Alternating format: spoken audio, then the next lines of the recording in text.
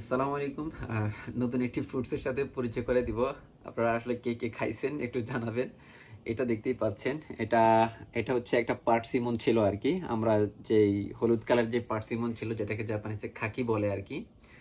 So কাঁচা অবস্থায় বা পাকা অবস্থায় অন্যরকম একটা স্বাদ আরকি।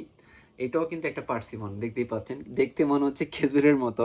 কিন্তু এইটা কিভাবে এরকম হয়েছে সেটা আমি যদি বলি, আপনার খাকির ভিতরে কয়েকটা জাত আছে। একটা হচ্ছে মিষ্টি খাকি, আরেকটা হচ্ছে আপনার কষওয়ালা খাকি আরকি, যেটাকে বলে সিবই খাকি আরকি। তো এইটা হচ্ছে সিবই খাকিগুলি হচ্ছে মূলত হচ্ছে আপনার ঝুলিয়ে রাখে আরকি। অনেক দিন প্রায় ২ মাস ২ মাসের মতো ঝুলিয়ে রাখলে ঠিক এরকম হয়ে যাবে। ওগুলি একটু কষ টাইপের থাকে কিন্তু ঝুলিয়ে রাখার পরে এরকম হয়ে যাবে। এরকম হওয়ার পরে এটা এত মিষ্টি, আমরা যেরকম খেজুর খাই ঠিক খেজুরের মতো মিষ্টি হয়ে যায় আরকি। দেখতেই পাচ্ছেন এটা হচ্ছে ঝুলিয়ে ২ মাস ঝুলিয়ে রাখার পরে এই অবস্থা হইছে। দেখেন এটা হচ্ছে আপনার কষওয়ালা যে খাকিগুলি আরকি, মানে সিবই খাকি বলে আরকি। আমি একটু আপনাদেরকে একটু দেখানোর চেষ্টা করি, খেয়ে দেখানোর চেষ্টা করি।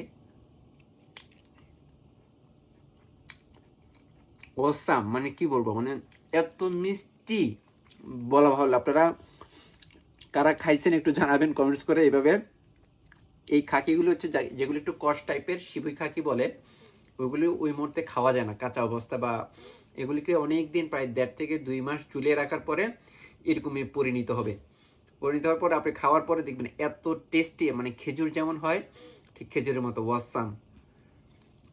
আমি একটু কাছ থেকে একটু দেখানোর চেষ্টা করি।